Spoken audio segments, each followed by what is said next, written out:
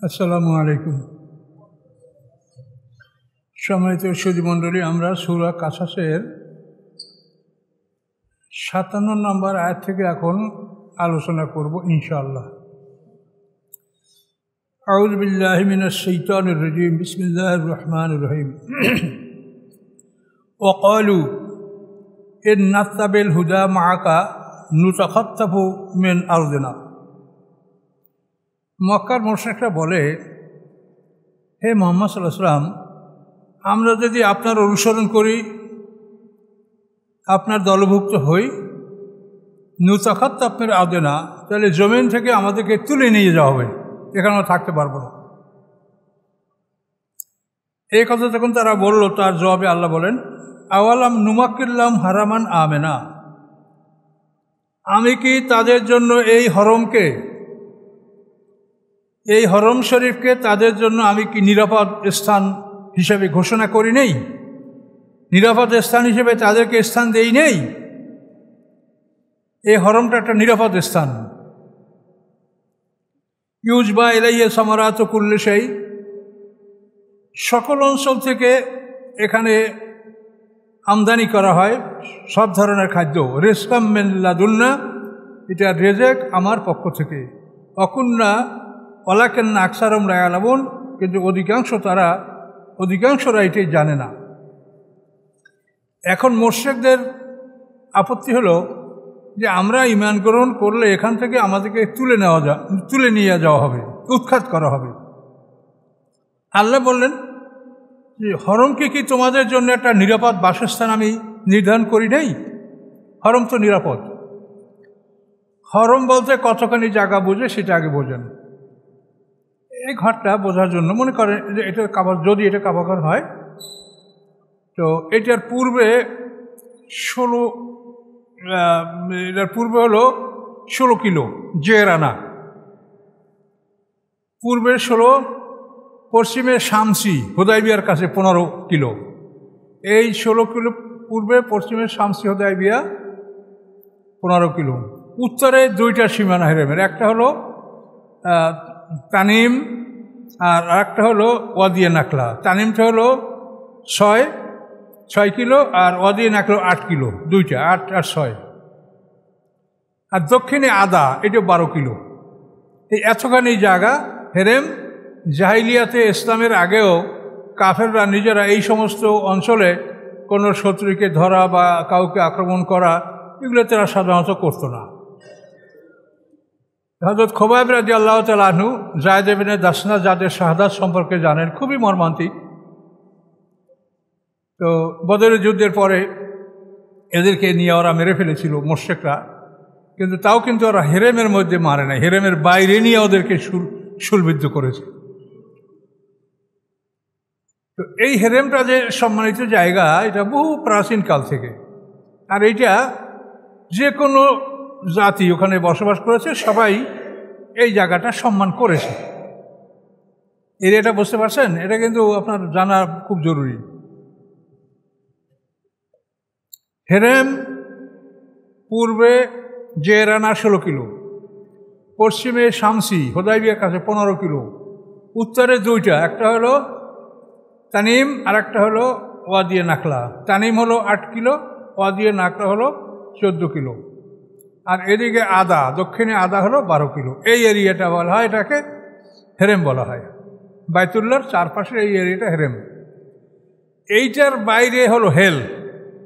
হেল হলো যে আপনি হজে যাওয়ার জন্য যেখান থেকে আপনি ইহরাম বাঁধবেন, মিকাত, এটাকে মিকাত বলা হয়, এবং এর ভিতরে জায়গাটাকে হেল বলা হয়। এই মিকাতটা দেখেন, পূর্ব দিকে যারা, তাদের মিকাত হলো কার্ন। নজদবাসীদের মিকাত হলো কার্ন। আর এই পশ্চিম দক্ষিণ এই সাইডে যারা, তাদের মিকাত হলো ইয়ালামলাম। ইরাকের সাইডের এদের হলো মিকাত হলো জাতে ইরাক। সিরিয়াবাসীর মিকাত হচ্ছে জোহফা। মদিনাবাসীর মিকাত হচ্ছে জুলহুলাইফা। এই সমস্ত জায়গায় বিভিন্ন দিক থেকে যখন লোকজন আসবে, সবাইকে এই জায়গা থেকে এহরাম বাঁধতে হবে। এহরাম যেখান থেকে বাঁধতে হবে সেইখান থেকে হেরেম, এই যে মাঝখানের জায়গাটা, এটাকে বলা হয় হেল, হেল হরম। আর এই হেলের বাইরে, অর্থাৎ যেখানে আপনি এহরাম বাঁধলেন এর থেকে বাইরে, এটার নাম হলো আফাকি, দূরের লোক। এই আফাকিরা একসঙ্গে দুইটা নিয়াত করতে পারবে, উমরা এবং হজ একসঙ্গে। আর এর ভিতরে যারা, এরা যদি হজ করতে চায় শুধু হজের এহরাম বাঁধবে, আর উমরা করতে চাইলে শুধু উমরার এহরাম বাঁধবে। এরা দুইটা করতে পারবে না, হরম এবং হেলের মধ্যে লোকেরা। এর বাইরে যারা, তারা হলো আফাকি। কি বুঝতে পারছেন? এটা বারবার শুনতে হবে। তো আল্লাহ তাআলা এখানে বলছেন পয়গম্বরের মাধ্যমে যে আমি কি তাদের জন্য এই হেরেমটাকে, অর্থাৎ কাবাগারের চারপাশের এই এরিয়াটাকে, আমি কি এটাকে নিরাপদ বাসস্থান আমি তাদের জন্য করি নাই? ইউজবাইল এই সামারাতুকুল কুল্লুসাই, এবং সকল কিছুর নির্যাস, সকল কিছুর উত্তম বস্তুসমূহ রেজেক হিসাবে এখানে আমদানি হয়, ইউজবাইনে আমদানি করা হয়। ওয়ালাকিন্না আকসারুহুম লা ইয়ালামুন, কিন্তু তাদের অধিকাংশই এই বিষয়টা বোঝে না, তারা জানে না। ওয়াকাম আহলাকনা মিন কারিয়াতিন, আল্লাহ বলেন কত জনপদ আমি ধ্বংস করেছি, বাতারাত মাইশাতাহা, যার অধিবাসীরা তাদের জীবন উপকরণের উপরে অহংকার করেছিল, যে আমরা এই ধনী, এই উপত্যকার আমার মতো কে আছে, আমার সাথে কে আছে, আমি শ্রেষ্ঠ, আমি বড়। বাতেরাত মাইশাতাহা, যেমন আবু জাহেল এরকম বলতো।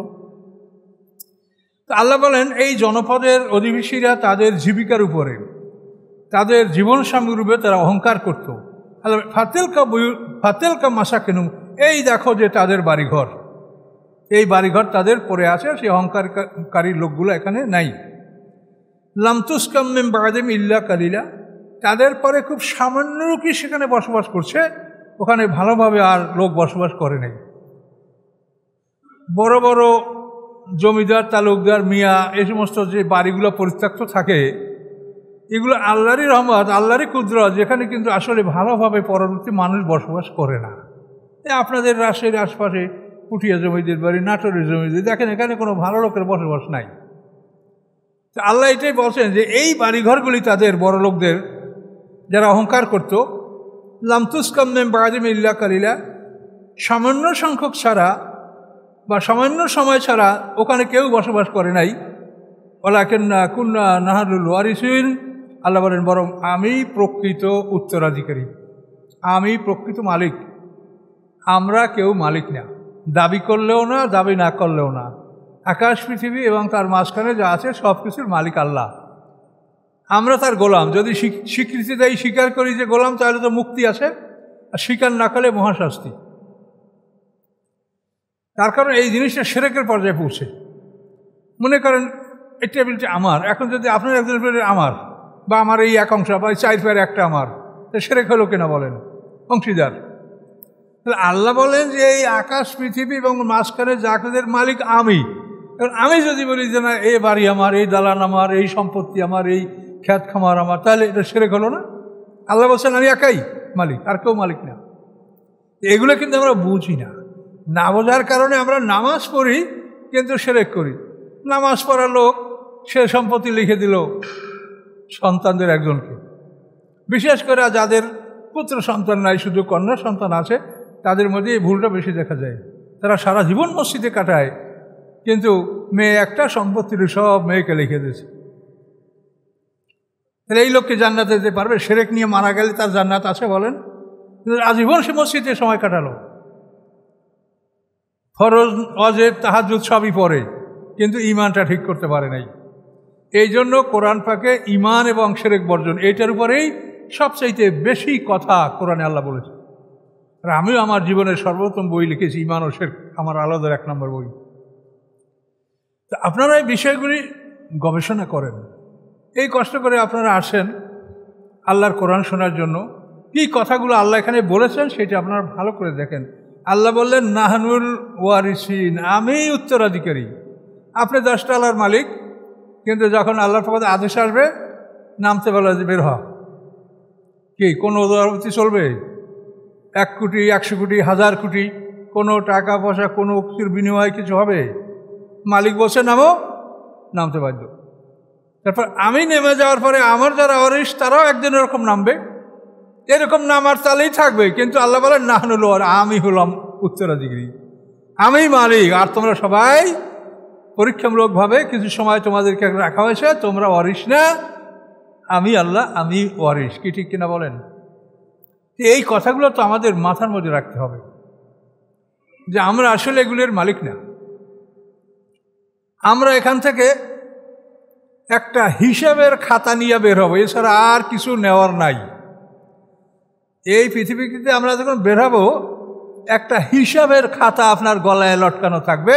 এই খাতাটা আপনি ইচ্ছা করলে হারাতে পারবেন না, ফেলতে পারবেন না, নষ্ট করতে পারবেন না।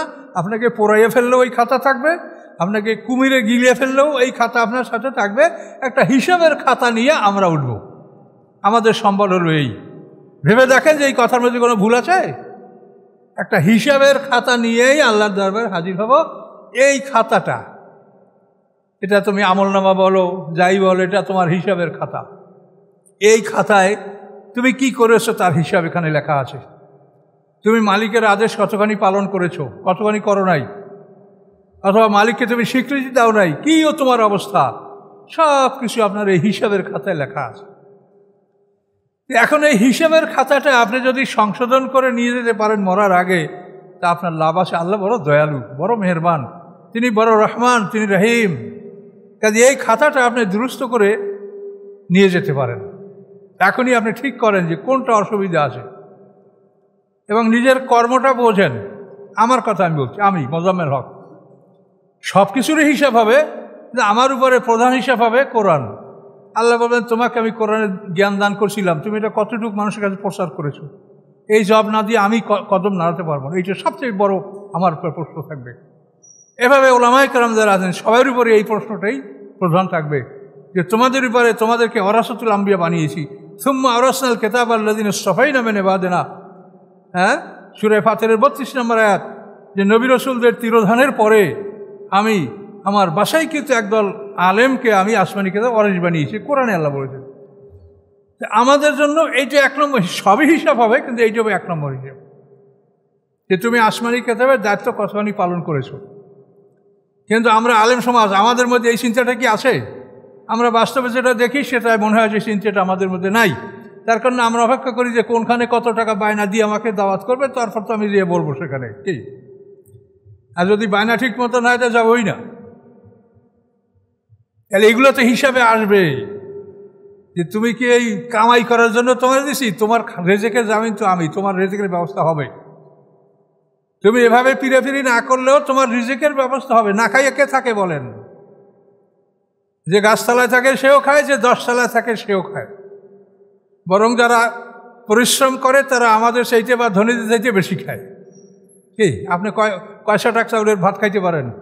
একটা লেবার দেখবেন যে 1 কেজি চাউলের ভাত খালি আলু ভর্তা কাঁচামরিচে খাই ফেলবে। আপনি পারবেন? ধনীরা কেউ পারবে? তাহলে এই কামাই করে লাভটা কি হলো? তাহলে করছেন, কামাই করেন, আল্লাহর হক আদায় করেন, আপনার মালের হক আদায় করেন, তো এই উপার্জন আপনার জন্য বিরাট উপকারের ব্যাপার। ওসমান গনি অজস্র সম্পদের মালিক ছিল এবং এই তার সম্পদ ব্যয়ের কারণেই তিনি জান্নাতের খবর পেয়ে গেছিলেন। তাবুক যুদ্ধের সময় তিনি অসংখ্য ঘোড়া, উট, সৈন্যবাহিনী এসব সব কিছু দেওয়ার পরেও আল্লাহ রসুলের কোলে ওসমান গনি 1000 স্বর্ণমুদ্রা ঢেলে দিলেন। এই 1000 স্বর্ণমুদ্রা আল্লাহ রসুল ওসমান গনির আর তার কোলে জামার আসলে এটা আল্লাহ রসুল হাত দিয়ে নাড়ছিলেন। এমন সময় খবর আসে ওসমান গনি জান্নাতি। তার এই উসিলায় তাকে আল্লাহ তাআলা এতখানি মর্যাদা দান করেছেন। কাজে সম্পদ আপনার থাকলে অসুবিধা না, সম্পদ যদি আপনি আল্লাহর পথে ব্যয় করেন এটা আপনার জন্য কল্যাণকর হতে পারে। কিন্তু আসলে আমরা কি করছি সেটা আমি জানি না, আপনিও জানেন না, যার খবর সে জানে আর জানে আল্লাহ। তাহলে হিসাবের খাতা আপনার গলায়, মনে রাখবেন, একটা হিসাবের খাতা গলায় নিয়ে আমরা উঠবো হাসরের ময়দানে। যারা চাকরি করেন তাদের সারা জীবনের হিসাব হবে, কিন্তু প্রধান হিসাবে এইটা আল্লাহ বলছে তোমাকে আমি সেবামূলক কাজের সুযোগ দিয়েছিলাম। তুমি ভালো জায়গায় থাকবা, ভালো জায়গায় বসবা, ভালো গাড়িতে চড়বা, তোমার জন্য ভালো বাড়িঘর, তোমার জন্য ভালো কলোনি, আমি সব সুযোগ করে দিয়েছিলাম। তুমি কতখানি সেবা করেছো হিসাব দাও। চাকুরিজীবী যারা, কিন্তু আমরা মনে করি চাকুরি মানেই হলো নিজে আয় করার জন্য বিরাট একটা সুযোগ। এটা যে সেবামূলক কাজ, এইটা কয়টা লোকে মনে করে? কিছু লোকে মনে তো অবশ্যই করে, সবাই যে খারাপ করে তা না। এদের সংখ্যা কত সেটা আপনারাই সমাজে অনুসন্ধান করে দেখতে পারবেন। একজন পুরুষকে বলা হবে যে তোমাকে আমি সুযোগ দিয়েছিলাম, ইচ্ছা করলে তুমি মানুষের উপকার করতে পারত। একজন পুরুষ যা মানুষের উপকার করতে পারে, আপনার আমরা কেউ পারি কন? একজন পুরুষের কাছে মানুষের উপকার করার যথেষ্ট ক্ষমতা আছে। এই ব্যাপারে তাকে হিসাব জিজ্ঞাসা করা হবে যে তোমাকে যে আমি সুযোগ দিয়েছিলাম, তুমি কতখানি দায়িত্ব পালন করেছো। এইভাবে প্রত্যেকে যে যেখানে আছেন, আপনার প্রধান কাজ যেটা, ওটার উপরে আপনাকে হিসাব দিতে হবে, এবং এই হিসাব আল্লাহ তাআলা আপনার থেকে আমার থেকে নেবেন। তাহলে আপনি কি নিশ্চিত হয়েছেন যে আমরা একটা হিসাবের খাতা নিয়ে এই পৃথিবীতে বিদায় হব, এখান থেকে আর কিছু নেওয়ার ক্ষমতা আমাদের নাই? যদি আপনি দান করে থাকেন, যদি সৎপথে ব্যয় করে থাকেন, আর যদি আল্লাহর পথে কাজ করে থাকেন, তা আপনার হিসাবের খাতাই সব আছে। কিচ্ছু এমন হবে না যে এটা নাই। লা ইয়াদিল্লু রাব্বি ওয়ালা ইয়ানসা। আল্লাহ বলেন যে আমার রব, লা ইয়াদিল্লু রাব্বি ওয়ালা ইয়ানসা, এই খাতাটা হারিয়েও ফেলবেন না আর ভুলেও যাবেন না। অনেকের হিসেবের খাতা হারিয়ে যায় না? তা আল্লাহ বলেন আমার কাছে তোমাদের যে খাতা আছে এটা হারাবে না, এবং আল্লাহ তাআলা ভুলবেনও না। আহসাকুল্লাহ শাইইন আদাদা, সব কিছু গুনে গুনে তিনি হিসাব করে রেখেছেন। কিন্তু সব কোরআনের কথা। তো এই জন্য আমাদেরকে এইসব বিষয়ে সতর্ক হতে হবে, এইসব বিষয় আমাদের জানতে হবে, কোরআনের কাছে চলে আসতে হবে। কোরআনের মতো এত সঠিক কথা আপনাকে পৃথিবীতে আর কেউ বলতে পারবে না। এটা আল্লাহর কথা, নির্ভুল, নিঃসন্দেহ, পরিষ্কার কথা, যার মধ্যে কোনো অস্পষ্টতা নাই, স্পষ্ট সব। এখন আমরা বুঝতে পারলাম, আল্লাহ বললেন কি, ওয়া নাহনুল ওয়ারিসিন, আমি হইলাম প্রকৃত উত্তরাধিকারী। আল্লাহ বলেন ওমা কানা রব্বুকা মুহলিকাল কুরা হাত্তা ইয়াবআসা ফি উম্মিহা রাসূলান ইয়াতলু আলাইহিম আয়াতিনা ওমা কুন্না মুহলিকিল কুরা ইল্লা ওয়া আহলুহা যালিমুন। আল্লাহ বলেন আপনার রব এমন নন, হে মুহাম্মদ সাল্লাল্লাহু আলাইহি ওয়াসাল্লাম, আপনার রব এমন নন যে কোনো একটা জনপদকে তিনি ধ্বংস করে ফেলবেন যতক্ষণ না তার ওই জনপদের কেন্দ্রে, উম্মুন মানে শহর, মানে একটা জনপদের কেন্দ্রস্থল, এই কেন্দ্রস্থলে রাসূল না পাঠাইয়া আল্লাহ তাআলা কোনো জাতিকে ধ্বংস করবেন না। রাসূল পাঠানোর সবসময় শহরের কেন্দ্রে, দেশের কেন্দ্রে, কারণ এই কেন্দ্রে এখান থেকে সব জায়গায় কথাটা মুহূর্তের মধ্যে ছড়াবে। গ্রামে রাসূল আসলে আপনারা গ্রামে যান, এরকম লোক আছেন যে আপনি 2-4-5 বছরও গ্রামে যান নাই, কিন্তু গ্রামের লোক শহরে আসতে বাধ্য। এই জন্য সাধারণত নবী রাসূল পাঠানো হয় উম্মুল কুরা, মানে সমস্ত গ্রামের মা, উৎপত্তি স্থল। মা থেকে যেমন সব কিছু উৎপন্ন হয়, তো উম্মুল কুরা মানে জনপদের উৎপত্তি স্থল হলো কেন্দ্রীয় শহর। তা আল্লাহ বলেন এই কেন্দ্রীয় শহরে আমি নবী রাসূল না পাঠানো পর্যন্ত আমি কোনো জাতিকে গাফেল অবস্থায়, যে তারা জানে না, বোঝে না কি করতে হবে, সতর্ক হতে হবে কোথার থেকে, এমতো অবস্থায় আমি কাউকে ধ্বংস করি না। ইয়াতলু আলাইহিম আয়াতিনা, যেই রাসূলগণ কি করেন, ইয়াতলু আলাইহিম আয়াতিনা, তারা আমার আয়াতগুলি সেখানে তাদেরকে পাঠ করে শোনান। ওমা কুন্না মুহলিকিল কুরা ইল্লা ওয়া আহলুহা যালিমুন, এবং নিশ্চয়ই আমি কোনো জনপদ ধ্বংস করি না এরকম ছাড়া যে তাদের অধিবাসী জালেম ছিল। অধিবাসী যদি জালেম না থাকে, এমন নিরাপদ কোনো জনপদকে আমি ধ্বংস করি না। এটা আল্লাহ তাআলা ঘোষণা দিয়েছেন কোরআন, এবং এটা সত্য। আল্লাহ বলেন ওমা উতিতুম মিন শাইইন, এবং তোমাদেরকে যা কিছু দেওয়া হয়েছে, বা মাতাউল হায়াতের দুনিয়া, এটা শুধু দুনিয়ার ভোগবিলাস, এটা শুধু দুনিয়ার ভোগবিলাস। তোমাদেরকে যাই দেখা হোক, তুমি মিলিয়নিয়ার হও, তুমি যাই হও, এটা হলো মাতাউল হায়াতের দুনিয়া, দুনিয়ার ভোগবিলাস। আর জিনাত হয়, এবং দুনিয়ার সৌন্দর্য। কিন্তু ওমা ইনদাল্লাহি খায়রুম ওয়া আবকা, কিন্তু যা আসে আল্লাহর নিকটে সেটা উত্তম এবং চিরস্থায়ী। আল্লাহর কাছে যেটা আছে উত্তম, চিরস্থায়ী। এই পৃথিবীতে যা কিছু দেখেন, যত মজবুত দেখেন, যত সুন্দর দেখেন, যত মূল্যবান দেখেন, এগুলি সবই ধ্বংস হয়ে যাবে। এই পৃথিবীর কোনো কিছু আল্লাহ তাআলা দ্বিতীয় জীবনে, দ্বিতীয় জগতে এর কোনো কিছু নেবেন না।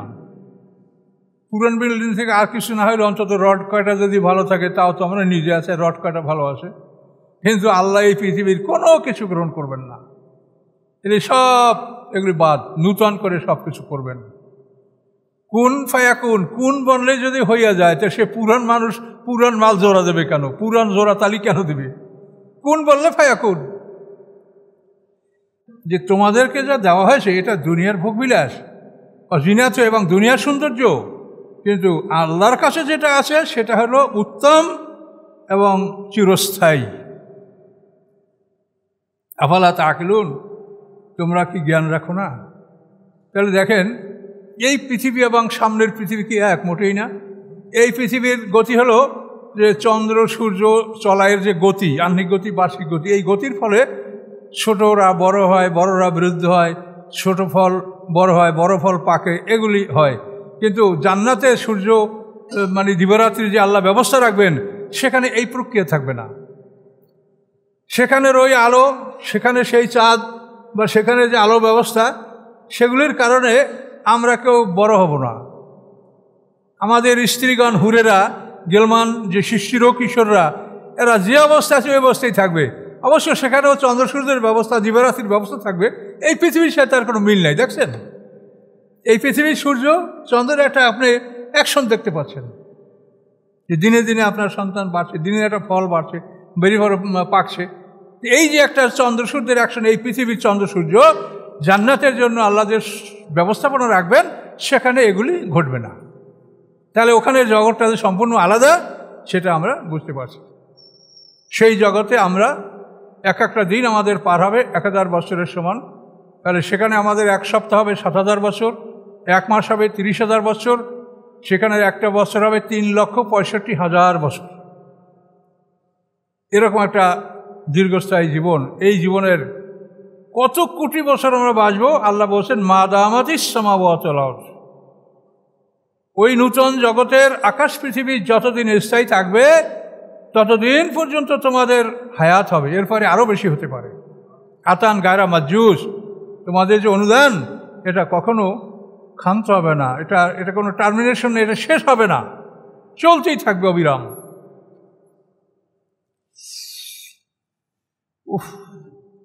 তা আল্লাহ বলেন, আল্লাহর কাছে যা আছে এটা উত্তম এবং অবশিষ্ট। আল্লাহ বলেন আফামান ওয়াদান হাসানান ফাহুয়া লাকিহে। দুইটা ব্যক্তির উদাহরণ দিচ্ছেন আল্লাহ তাআলা। আল্লাহ বলেন আমি যাকে একটা সুন্দর প্রতিশ্রুতি দিয়েছি, ফাহুয়া লাকিহে, এবং সেই প্রতিশ্রুতি সে লাভ করবে।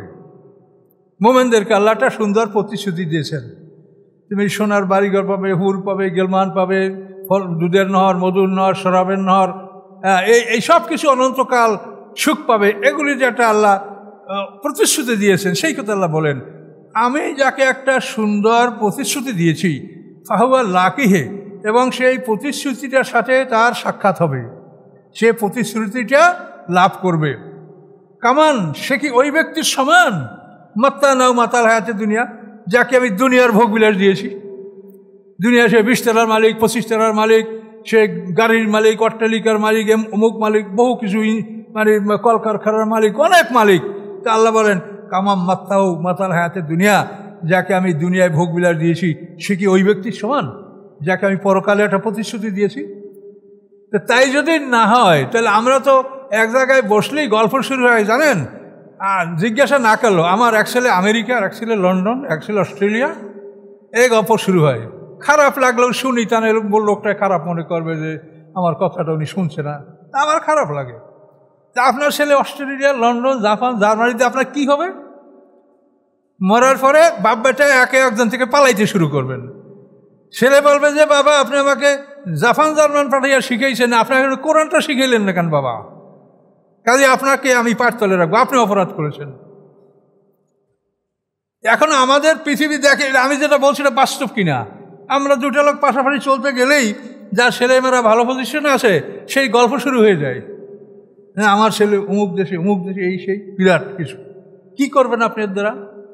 কত সময় আপনার এই সুখ? মরার পরে যদি অন্ধকার অবস্থা হয়, মহাবিপদ হয়, তাহলে আপনার এই সুখে কী লাভ হবে?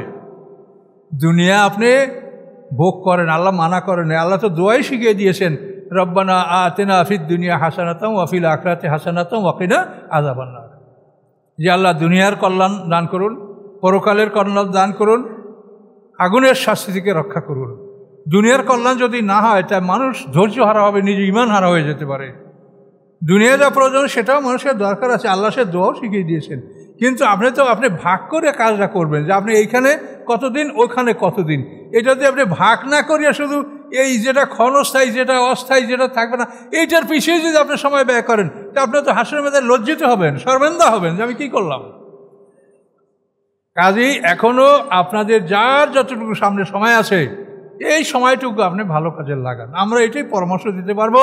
হেদায়েতের মালিক আল্লাহ, আমরা হেদায়েতের মালিক না, আমরা শুধু আল্লাহর কথাটা আপনাদের কাছে পৌঁছিয়ে দিয়েছি। এটা আপনারাও সাক্ষী থাকবেন, আল্লাহও সাক্ষী থাকবে, আল্লাহর ফেরেশতারা লিখছে। তো আপনারাও এই কাজে সহযোগিতা করেন, কোরআন পড়েন, কোরআন শেখেন।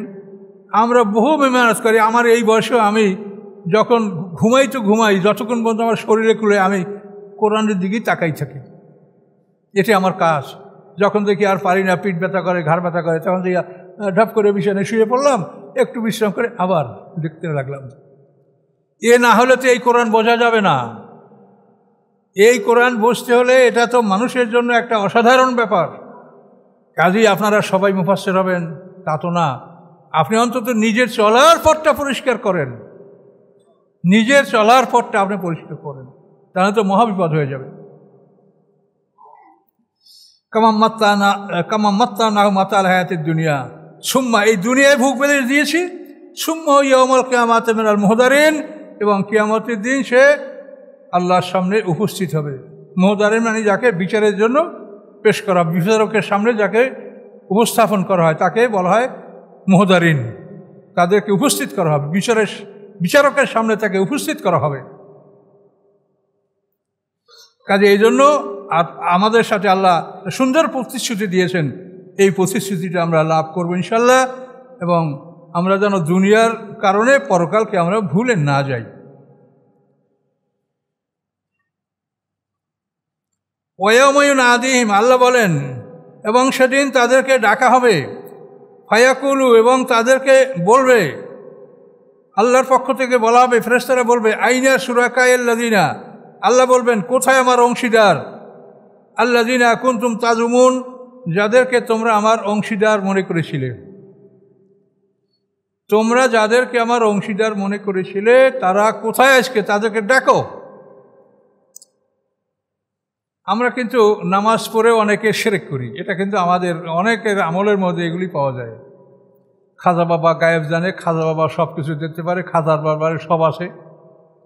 তো এই ধরনের কথাবার্তা, তাদের জিকির, তাদের মানে স্তুতি গান, এগুলিতে এরকম শিরকের কথা পাওয়া যায়। কাজে এই জন্য আপনারা সতর্ক থাকেন, শিরক নিয়ে কবরে গেলে তার মুক্তি নেই। আল্লাহ ডাকবেন যে তোমরা যাদেরকে আমার সমকক্ষ মনে করেছিল।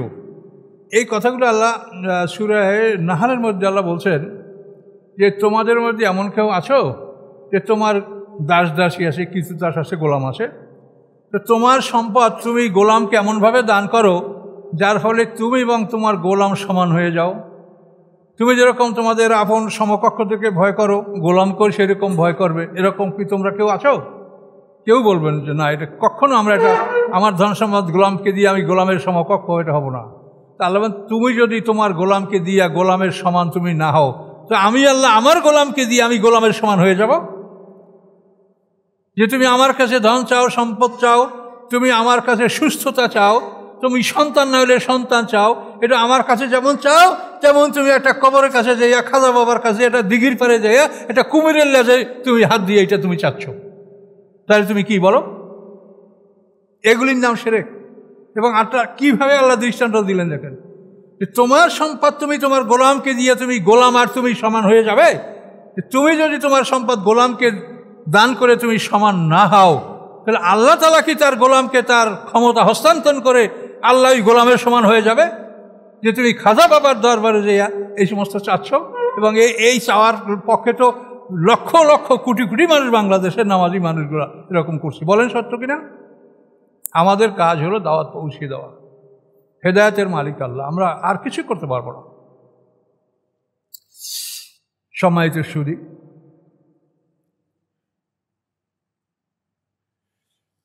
ক্বালাল্লাযিনা হাক্কা আলাইহিমুল কাওল, তারা বলবে যাদের উপরে শাস্তির বাণী চূড়ান্ত হয়ে গেছে, তারা বলবে কি, রব্বানা হাউলাল্লাযিনা আগওয়াইনা, হে আমাদের রব, এদেরকে আমরা বিপদগামী করেছি। ওই শরীকরা বলে, এদেরকে আমরা বিপদগামী করেছি। আগওয়াইনাহুম কামা গাওয়াইনা, আমরা যেভাবে নিজেরা বিপদগামী হয়েছি সেভাবেই আমরা তাদেরকে বিপদগামী করেছি। এখন কি হবে, তাবাররানা ইলাইকা, আমরা আপনার দিকে ফিরে আসলাম। আমরা ওইসব বাদ দিয়ে এখন আপনার দিকে ফিরে আসলাম, আমরা তাদের থেকে দায় মুক্তি গ্রহণ করলাম। একথা যখন বলবে, মা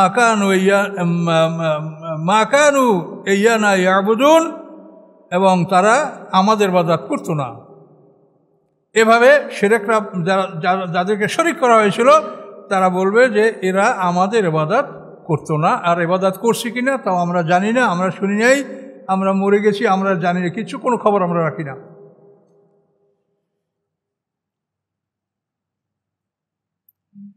ওয়াকিল উদউ শুরাকাকুম ফাদাহুম ফালাম ইস্তাজিবু লাহুম, তাদেরকে বলা হবে তোমাদের শরীকদেরকে ডাকো, যাদেরকে তোমার অংশীদার মনে করছে তাদেরকে ডাকো।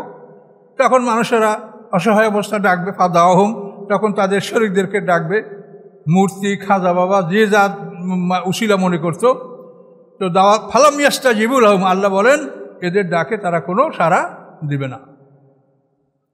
রাউল আযাব, তারা শাস্তি দেখতে পাবে। লাওয়ান্নুম কানু ইয়াহতাদুন, এবং আফসোস করবে, হায় যদি তারা পৃথিবীতে হেদায়েত গ্রহণ করত। তো মরার পরে আল্লাহর কাছে উপস্থিত হওয়ার পরে এইভাবে আকুতি মিনতি কোনো কাজে আসবে বলেন? এটা তো চূড়ান্ত আইন, আপনারা জানেন যে মৃত্যুর ফেরেশতা হাজির হয়ে যাওয়ার পরে কোনো মানুষের ঈমান, দোয়া, প্রার্থনা, নেকামল কিচ্ছুই কবুল হবে না। তাহলে এগুলি বলে কোনো লাভ হবে বলেন? কোনো ফায়দা নাই। এটা তো স্পষ্ট, ফেরাউনের ঈমান আল্লাহ গ্রহণ করে নাই, এরকম কোনো কাফের বেঈমানের ঈমান আল্লাহ গ্রহণ করবে না। মৃত্যুর সময় সবাই ঈমান আনবে। মৃত্যুর আর এক নাম হলো ইয়াকিন, মানে সারা জীবন যা বিশ্বাস করে নাই মৃত্যুর সময় সব বিশ্বাস করবে। ফেরেশতা যে দেখতে পাবে যে ফেরেশতা আসে, জাহান্নামের বর্তন নিয়ে আসে, তখন সব ইয়াকিন। কিন্তু এই মৃত্যুর সময় ইয়াকিন আনলে কি কোনো উপকার হবে? তাই যদি হতো তাহলে একটা লোক তো যোগে যাইতো না, সমস্ত কাফেররাই মৃত্যুর সময় ঈমান আনে। কাজে এই জন্য আইন যেটা সেটা আপনি মানেন, যে একটা সময়সীমা নির্ধারিত করা আছে, যে এই সময়ের মধ্যে তোমাকে তওবা করতে হবে, ফিরে আসতে হবে। এরপর অনেক সময় আল্লাহ আছে নির্ধারিত সময়ের মধ্যেও কারো কারো তওবা কবুল করেন না, এরকম ঘটনাও আছে। যেমন এই যে সাহাবা, এক সাহাবী রাসূলের কাছে বলছিলেন যে আমাকে সম্পদ দিলে আমি দান সৎকা করব। এই সাহাবা কিন্তু এর সৎকা আল্লাহ রসুল কবুল করেন নাই। তারপর আবু বকর, ওমর, ওসমান গনির সময় মারা গেছে। তো এই বহু সময় কিন্তু মৃত্যুর আগেও জীবিত ছিল, কিন্তু তার সৎকা কবুল করা হয় নাই। সাহাবা, এটা কোরআনের বিরাট এর ঘটনা আছে, তওবার মধ্যে সতর্ক ঘটনা। কাজে অনেককে কিন্তু আল্লাহ তাআলা তওবা করার সময় থাকা সত্ত্বেও তওবা কবুল করেন না, এরকম ঘটনা কোরআনে বিদ্যমান। কিন্তু ইন জেনারেল সাধারণভাবে আমরা মনে করি যে মৃত্যুর ফেরেশতা হাজির হওয়ার পূর্বক্ষণ পর্যন্ত আল্লাহ ইচ্ছা করলে তওবা কবুল করতে পারেন, কিন্তু নাও করতে পারেন। যেখানে আল্লাহ কবুল করেন নাই সেখানে হলো প্রতিশ্রুতি ভঙ্গ করা হয়েছে। সে এমনি যে বোঝে না তা না, সে সব বোঝে, জানে, কিন্তু আল্লাহর সাথে প্রতিশ্রুতি দিয়েছিল, লাইন আতানা মিন ফাদলি লা নাসাদ্দাকান্না, সে বলেছিল যে আল্লাহর অনুগ্রহ আমাকে দান করা হলে আমরা সদকা করব। এই প্রতিশ্রুতি ভঙ্গ করার কারণে তার তওবা আল্লাহ কবুল করেন নাই। কিন্তু স্বাভাবিকভাবে একটা লোক বোঝে না, সে ভুল করে আসে, অন্যায় করে আসে, কিন্তু এখন এই সময় পর্যন্ত সে তওবা করলে তার তওবা কবুল হতে পারে। কিন্তু তারা বুঝে শুনে প্রতিশ্রুতি দিয়েছে, প্রতিশ্রুতি ভঙ্গ করেছে, আমরা তাদের ইতিহাস দেখতে পাই যে কোরআনে প্রমাণ যে তাদের তওবা বা তাদের দান এটা আল্লাহ কবুল করেন নাই।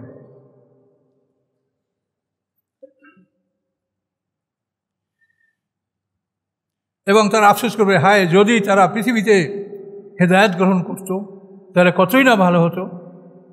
14 পারার প্রথম আয়াতটা কি, রুবামা ইয়াদুল্লাযিনা কাফারু লাউ কানু মুসলিমিন।